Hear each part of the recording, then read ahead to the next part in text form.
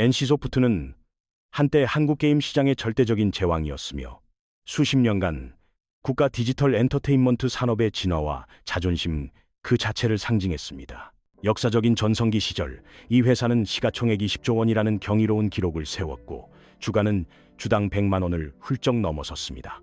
하지만 이 거대한 제국은 처참한 붕괴를 맞이했고 불과 3년이라는 믿기 힘들 정도로 짧은 시간 만에 기업 가치는 단 4조 원으로 곤두박질 쳤습니다. 이 손실이 어느 정도인지 체감하기 쉽게 설명하자면 허공으로 증발해버린 그 돈은 수천 명의 평범한 직장인이 평생 벌어야 할 소득을 모두 합친 것과 맞먹는 수준입니다. 오늘 우리는 그들의 기념비적인 성공 공식이 어떻게 결국에는 회사의 발목을 잡는 무거운 족쇄가 되어 극적이고 급격한 몰락을 초래했는지 낱낱이 파헤쳐 보겠습니다. 역사적으로 3년은 찰나의 순간처럼 보일 수 있겠지만 NC소프트에게는 그 거대했던 기업 제국이 무너져 내리기에 차고 넘치는 시간이었습니다. 100만 원이던 주가가 19만 원대로 잔혹하게 추락했다는 것은 총 16조 원에 달하는 가치가 그저 신기루처럼 사라져 버렸음을 의미합니다. 이 차가운 재무 수치 뒤에는 한때 천하무적처럼 보였고 결코 멈출 것 같지 않았던 비즈니스 모델의 구조적 실패라는 훨씬 더 심각한 이야기가 숨겨져 있습니다. 2024년 NC소프트는 상장 이래 최초로 연간 영업 적자를 기록했는데 그 충격적인 적자 규모는 총 1,092억 원에 달했습니다. 영업 적자란 쉽게 말해 회사가 핵심 게임 상품을 팔아 번 돈보다 운영하는 데 쓴 돈이 훨씬 더 많았다는 것을 뜻합니다. 이 금융 충격파는 한국 내에만 머물지 않았고 해외 투자자들 역시 회사의 급격한 실적 악화와 시장 신뢰 추락이라는 무거운 짐을 느끼기 시작했습니다. 특히 흔들리는 이 게임 거물에 지분을 대규모로 확보했던 사우디아라비아 국부펀드는 거의 3조 원에 육박하는 막대한 평가 손실을 입은 것으로 추정됩니다. 국부펀드는 국가 차원에서 관리하는 거대 자금줄인데 그런 글로벌 큰손이 돈을 잃었다는 사실은 현재 NC소프트가 처한 위기가 얼마나 심각한지를 여실히 보여줍니다. 우리는 도대체 왜 이런 일이 벌어졌는지 물어야 합니다. 이건 단순히 게임 한두 개가 망한 게 아니라 오랫동안 유지되어 온 시스템 전체가 붕괴했기 때문입니다. NC소프트는 그저 평범한 게임 개발사가 아니었습니다. 그들은 전설적이면서도 논란의 중심에 섰던 리니지라는 타이틀로 완전히 새로운 장르를 개척한 선구자들이었습니다. 업계 전문가들은 한국 온라인 게임의 역사가 리니지 이전과 리니지 이후 이렇게 두 시대로 나뉜다고 입을 모아 말하곤 합니다. 경직된 조직 구조, 수익 공식, 그리고 변화를 거부했던 기업 문화까지 이 모든 것이 단 하나의 프랜차이즈가 거둔 거대한 성공 위에 세워져 있었습니다. 오늘날의 주가 그래프를 보면 마치 낭떠러지에서 수직으로 떨어지는 공포스러운 모습 같으며 회복이나 안정의 기미는 전혀 보이지 않고 있습니다. 이번 추락의 가장 무서운 점은 리니지가 벌어들인 막대한 수익에 가려져 있었을 뿐 기초의 균열은 이미 수년 전부터 존재했다는 사실입니다. 이제 그 주요 수입원이 마침내 말라가기 시작하자 억눌러왔던 내부의 모든 문제들이 한꺼번에 터져 나오고 있는 것입니다. 1998년 한국은 국가 경제를 파탄낸 일명 IMF 사태라 불리는 치명적인 금융위기의 한복판에 있었습니다. 이 외환 위기는 국가의 달러 보유고가 바닥나면서 발생했고 이는 거대한 경제 붕괴와 사회 전반의 불안정을 초래했습니다. 기업들은 줄도산했고 노동자들은 하루아침에 길거리로 내몰렸으며 사람들은 깊은 절망 속에서 암울한 현실로부터 도피할 곳을 찾아 헤맸습니다. 바로 이 국가적 비극의 시기에 리니지가 등장했습니다. 현실에서는 더 이상 이룰 수 없는 것들을 찾을 수 있는 디지털 세상을 사람들에게 제시한 겁니다. 리니지는 현실 세계에서 무력감을 느끼던 이들에게 힘과 인정을 제공했고 평범한 시민에서 강력한 가상 세계의 군주로 변신할 기회를 주었습니다. 현실에서는 깊은 무력감에 시달리던 개인들이 게임 속 사회 계급 안에서는 영향력 있는 영주가 되어 존경받을 수 있었습니다. 플레이어는 혈맹의 군주가 되어 수백 명의 추종자를 이끌고 대규모 전쟁을 지휘하며 일상생활에서는 불가능했던 지위를 누릴 수 있었습니다. 이러한 가상 영웅주의는 현실의 좌절을 대체하는 중요한 수단이었고, 사회적 패배자들을 아덴 월드라는 디지털 국경 안의 전설적인 영웅으로 탈바꿈시켰습니다. NC소프트는 이런 심리적 욕구를 공략하기 위해 현금 지출과 캐릭터의 강함을 직접적으로 연결하는 아주 영리하고도 효과적인 수익 모델을 도입했습니다. 플레이어는 시간을 투자해 천천히 강해질 수도 있었지만, 돈을 쓰면 그 고된 과정을 획기적으로 단축하고 즉각적인 힘을 얻을 수 있었습니다. 더 좋은 장비, 더 높은 레벨, 그리고 우월한 전투 능력치 등 모든 것을 돈으로 살 수 있게 되면서 사실상 현실의 재력이 가상 세계의 지배력으로 직결되었습니다. 이 특정 모델이 왜 그토록 막강한 위력을 발휘했는지 이해하려면 전통적인 도박 카지노에 숨겨진 심리적 메커니즘을 들여다봐야 합니다. 카지노에서 사람들은 바로 다음 판에는 기필코 대박이 터질 거라는 믿음 때문에 계속해서 돈을 쏟아붓습니다. 리니지도 아주 비슷한 원리로 작동했습니다. 아주 조금만 더 강해질 수 있다는 희망을 미끼로 플레이어들의 지갑을 계속 열게 만든 겁니다. 게임은 다음번 투자로 한계를 돌파할 수 있다는 약속을 끊임없이 주입하며 유저들이 감정적으로나 재정적으로 플랫폼에 얽매이도록 영원한 굴레를 만들었습니다. 이 순환 구조는 흔히 린저시라고 불리는 경제력을 갖춘 특정 계층의 고객들에게 특히나 효과적이었습니다. 주로 30, 40대였던 이 남성들은 넉넉한 가처분 소득을 가지고 있었고, 현실에서 채우지 못한 지위를 게임 속에서 찾으려 했습니다. 현실의 사무실에서는 그저 중간 관리자일지 몰라도 리니지 세상 안에서 그들은 누구도 무시하거나 함부로 대할 수 없는 거인들이었습니다. NC소프트는 이 구조를 계속 다듬어 나갔고, 수익을 극대화하기 위해 결국 말도 많고 탈도 많은 즉 확률형 아이템 시스템을 도입하기에 이르렀습니다. 무작위 아이템이 나오는 가상 상자에 돈을 지불하게 함으로써 플레이어들은 마치 슬롯머신이 돌아갈 때 느끼는 중독적인 스릴을 경험하게 되었습니다. 2017년 리니지 엠메 출시는 전례 없는 재무적 이정표를 세웠는데, 단일 모바일 게임 하나로 연간 매출 1조 원을 돌파했습니다. 이 기이한 성과는 디지털 상품 하나가 한국 산업계의 웬만한 중견 기업들 전체 연간 매출을 뛰어넘었다는 것을 의미했습니다. 하지만 이 엄청난 성공은 회사의 눈을 멀게 하여 혁신의 필요성을 보지 못하게 했고, 위험하지만 필수적인 창의적 변화 대신 안락한 현실 안주를 택하게 만들었습니다. 그들의 무적 신화의 첫 번째 큰 균열이 생긴 건 2017년 문양 사태 때였습니다. 이 사건은 회사와 유저 간의 관계를 영원히 바꿔놓는 결정적인 계기가 되었습니다. 문양은 캐릭터를 강화하는 핵심 시스템이었는데, 유저는 미세한 능력치 상승을 위해 수천 달러, 즉 수백만 원을 쏟아부어야만 했습니다. 유저들은 큰 충격에 빠졌습니다. NC소프트가 갑자기 아이템 획득 규칙을 바꿔버리면서 충성 고객들이 쏟아부은 막대한 돈을 사실상 휴지 조각으로 만들었기 때문입니다. 유저들이 수천만 원을 들여 얻은 디지털 자산이 개발사의 공지사항 한 줄로 인해 하룻밤 사이에 거의 무가치한 데이터 쪼가리가 되어버린 겁니다. 이런 배신감은 게임 커뮤니티 전체를 분노로 들끓게 했고, 결국 폭발한 유저들은 트럭 시위를 조직해 본사 앞으로 보내기 시작했습니다. 거대한 LED, 전광판을 단 이 트럭들은 유저들의 분노와 요구사항을 생생하게 중계했고, 이는 단순한 게임 불만을 넘어 전 사회적인 이슈로 번졌습니다. 문제의 핵심은 단순히 돈을 잃었다는 게 아니었습니다. 서비스 제공자와 고객 사이의 가장 기본적인 신뢰가 산산조각 났다는 뼈아픈 배신감이 문제였죠.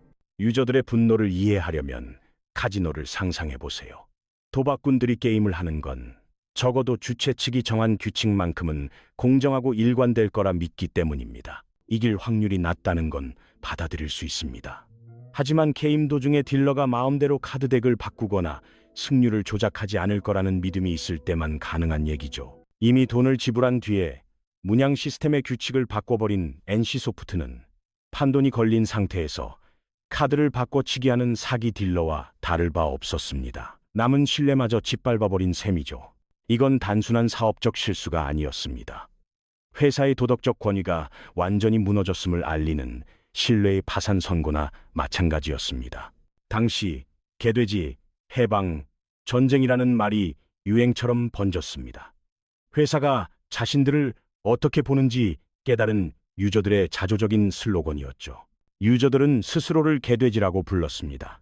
NC소프트가 자신들을 그저 돈이나 쥐어짜내는 생각 없는 가축 취급한다는 걸 비꼰 겁니다. 이런 자각은 거센 저항 운동으로 이어졌습니다. 자신들의 충성심이 보상받기는커녕 철저히 이용당하고 있었다는 걸 깨달았으니까요. 다른 대형 게임사들과 비교해봐도 NC의 행태는 유독 심각했습니다. 대부분의 개발사가 감히 넘지 못하는 선을 넘었기 때문입니다.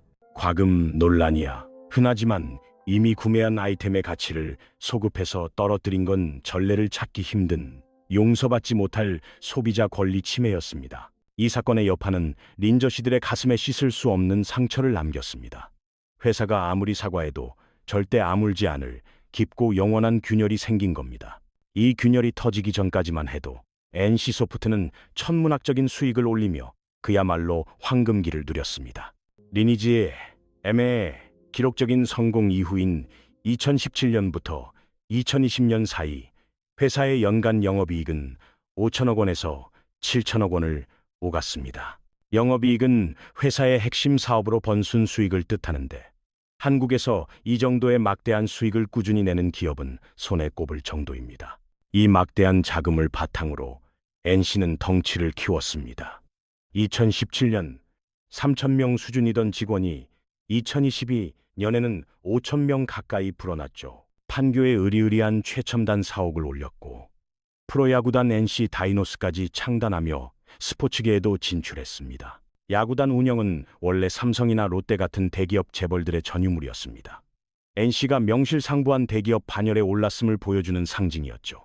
2021년 이런 시장 지배력 덕분에 주가는 천장을 뚫고 주당 100만 원을 돌파했습니다. 시가총액이 20조 원을 넘어서며 NC는 삼성전자, 네이버, 카카오 같은 거대 기술 기업들과 어깨를 나란히 했습니다.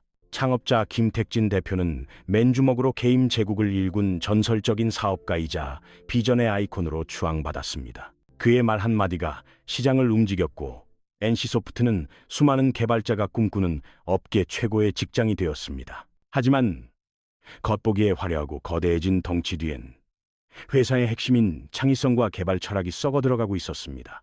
회사의 몸집은 커졌지만 정작 가장 중요한 능력, 바로 새롭고 혁신적인 게임을 만드는 힘은 잃어가고 있었던 겁니다. 리니지가 워낙 손쉽게 그리고 막대하게 돈을 벌어다 주니 경영진은 굳이 위험을 감수하며 새로운 장르를 개척할 이유를 못 느꼈습니다.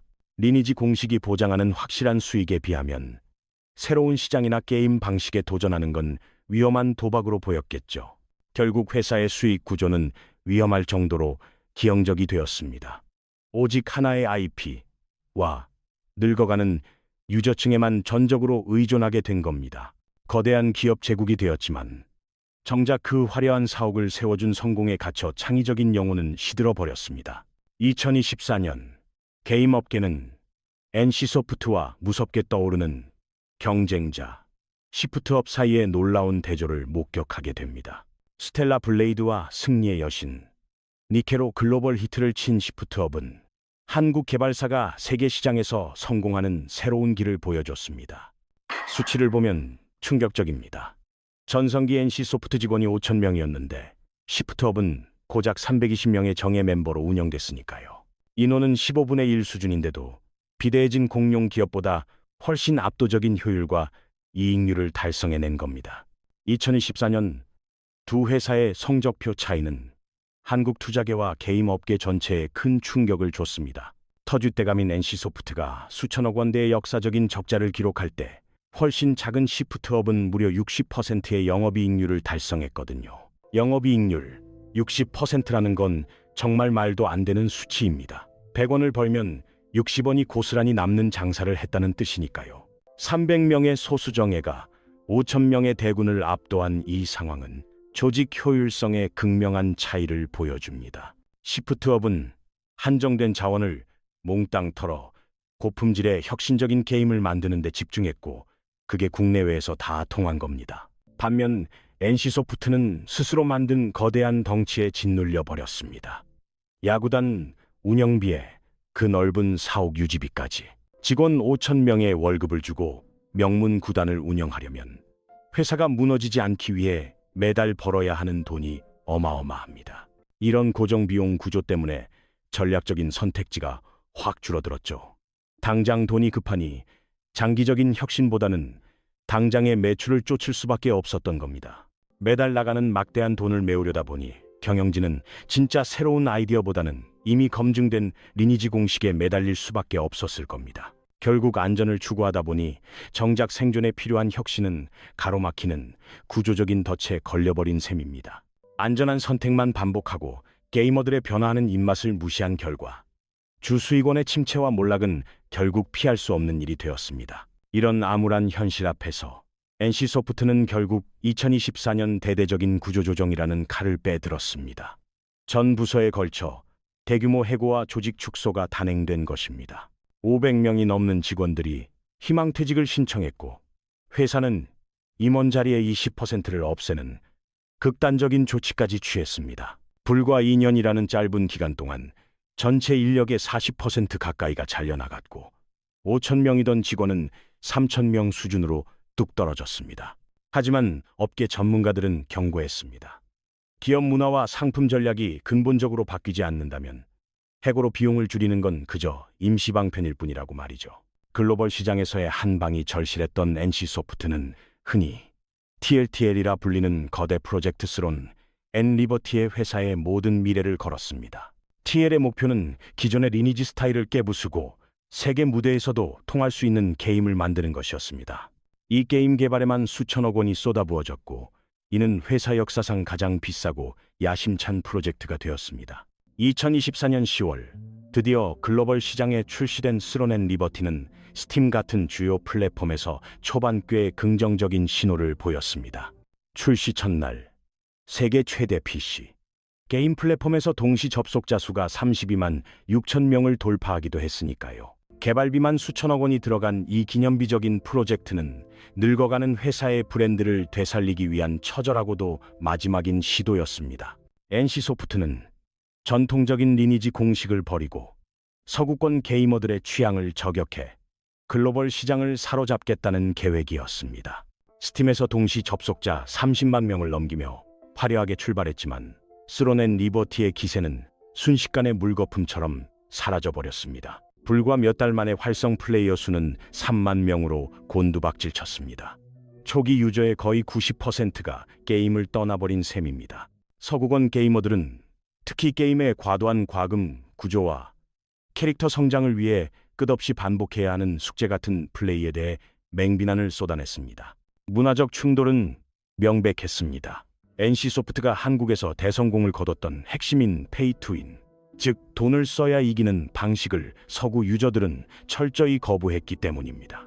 유럽과 북미 유저들은 반복적인 자비리 오락이 아니라 마치 직업처럼 느껴지는 이른바 일일 숙제 시스템에 깊은 좌절감을 표했습니다. 글로벌 시장의 상식은 유저가 돈을 쓴다면 치장용 아이템을 사는 정도여야지 전투력이나 강함을 직접 돈으로 사서는 안 된다는 것입니다. 돈을 써서 다른 유저보다 우위에 서는 방식은 서구권 핵심 게이머들에게 근본적으로 불공정하고 지루한 것으로 여겨집니다. 결국 스론앤 리버티는 이런 깊은 문화적 차이를 극복하지 못했고 한국식 성공 방정식이 만능 열쇠가 아니라는 사실만 증명하고 말았습니다. TL이 유저를 붙잡느라 고전하는 동안 파이널 판타지 14, 나 월드 오브 워크래프트 같은 글로벌 경쟁작들은 여전히 거대하고 충성스러운 팬덤을 유지하고 있었습니다. 이 성공한 글로벌 게임들은 현질보다는 유저의 실력과 시간 투자를 중요하게 여기며 훨씬 지속 가능하고 균형 잡힌 환경을 제공합니다. TL의 실패는 NC소프트의 기업 DNA, 그러는가 리니지 모델에 너무 깊이 박혀 있어 글로벌 무대에 적응하기 힘들다는 것을 보여주었습니다. 해외 확장이 막힌 상황에서 안방인 한국 시장에서도 기반을 송두리째 흔드는 새로운 위기가 닥쳐왔습니다. 이른바 리니지 라이크라 불리는 아류작들이 쏟아져 나와 NC가 개척하고 완성했던 바로 그 시스템을 모방하며 시장을 포화 상태로 만들었습니다.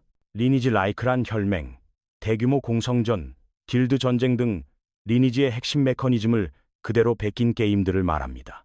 오딘, 바랄라 라이징이나 나이트크로우 같은 경쟁작들은 더 좋은 그래픽과 공격적인 보상을 앞세워 등장했습니다. 이 신작들은 한때 NC소프트를 장르의 제왕으로 만들어줬던 확률형 강화 시스템과 자동 사냥 기능을 그대로 가져왔습니다. NC에게 닥친 문제는 이 후발주자들이 더 뛰어난 기술과 넉넉한 혜택으로 유저들에게 더 나은 경험을 제공하고 있다는 점이었습니다.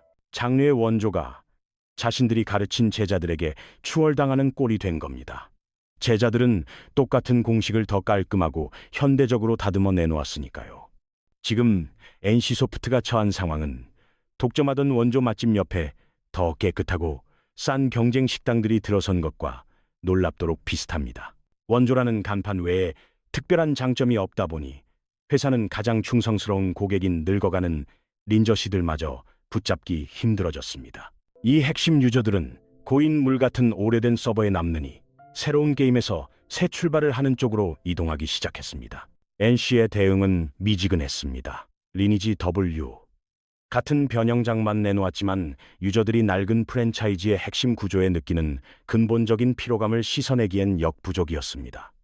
창의적인 불꽃이 꺼져가자 핵심 개발 인력들도 회사를 떠나기 시작했고 급변하는 시장에서 경쟁할 조직의 힘은 더욱 약해졌습니다. 이런 하락세는 2000년대 초반 전 세계 휴대전화 시장의 절반을 지배하다가 순식간에 무너진 노키아의 몰락을 떠올리게 합니다. 스마트폰 시대에 적응하지 못한 노키아의 실패는 낡은 성공 공식만 고집하는 NC소프트에게 섬뜩한 역사적 평행이론처럼 다가옵니다. 회사가 뒤늦게 상황의 심각성을 느끼고 분사와 구조조정으로 비용 절감에 나섰지만 아직 뚜렷한 성과는 나오지 않고 있습니다. 2024년 12월 새로운 장르를 시도하며 내놓은 방치형 게임 저니 오브 모나크 역시 게이머들의 관심을 끄는데 실패했습니다. 출시 6개월 만에 저니 오브 모나크의 활성 유저 수는 고작 2,000명 수준으로 쪼그라들었습니다. 이후 희망은 2025년 11월에 출시된 대형 신작 아이온2에 걸려 있었지만 이 타이틀마저 기술적 결함과 시스템 문제로 얼룩졌습니다. 첫날부터 대규모 서버 대란이 터졌고 여전히 공격적이고 뻔한 과금 모델 때문에 대중의 거센 비난을 받았습니다. 이런 논란 속에 NC소프트의 주가는 하루 만에 15%나 폭락하며 브랜드에 대한 투자자들의 불신이 여전함을 보여주었습니다. 낡은 패턴만 반복하는 악순환은 끊임없는 혁신과 진짜 재미를 요구하는 이 업계에서 거인이 제자리를 찾는 것을 가로막고 있습니다. NC소프트가 과연 진정으로 부활할 수 있을지는 미지수입니다. 하지만 분명한 건 앞으로 나아가려면 개발 철학부터 뿌리째 바꿔야 한다는 것입니다. 회사는 단순히 유저의 돈을 쥐어짜기 위해 설계된 게임에서 벗어나 플레이어가 본질적인 재미와 성취감을 느낄 수 있는 경험을 만드는 방향으로 나아가야만 합니다. 20조 원 제국의 신화는 마침내 막을 내렸고 한국 게임 산업 전체에 뼈아프지만 반드시 필요한 교훈을 남겼습니다. 현재 NC소프트에게 남은 건 시가총액 16조 원 증발이라는 처참한 성적표와 한번 배신당한 고객은 좀처럼 돌아오지 않는다는 냉혹한 현실뿐입니다. 시프트업, 크래프톤, 호요버스 같은 새로운 강자들이 시장의 판도를 바꾸면서 NC소프트의 독주 시대는 이제 공식적으로 역사의 뒤안길로 사라졌습니다. 과연 이 거인이 다시 일어설 수 있을지, 아니면 우리가 전설의 마지막 장을 목격하고 있는 것인지 여러분의 솔직한 생각을 들려주세요.